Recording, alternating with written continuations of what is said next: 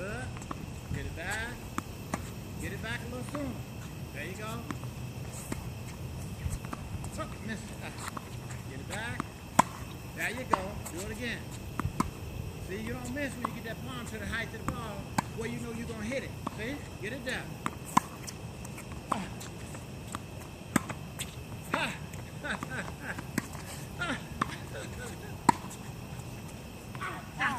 Now, did you see how easy that was? Huh? Now, when we first started, what was happening?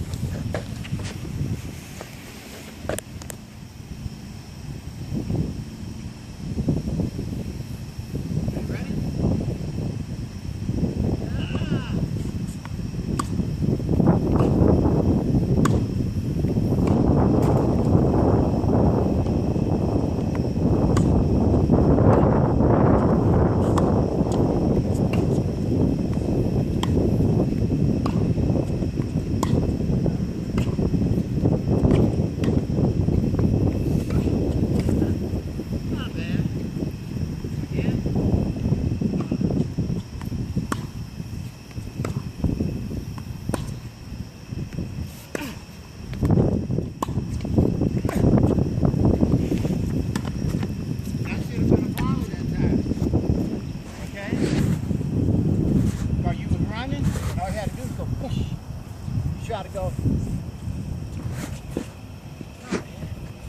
Now, when you hit your forehand, when you got over, put it back, and hit the ball. You hit a few of them here. So you need to get this back quick. Once you read the ball, that you know the height, you don't have to wait for it any longer. Get it back, even taking it up here, down there. When you bring it back, you're coming right back through that zone. But you don't want to take it too high or too low. If you're trying to spin it, you take it low, helps you to spin it more. Okay?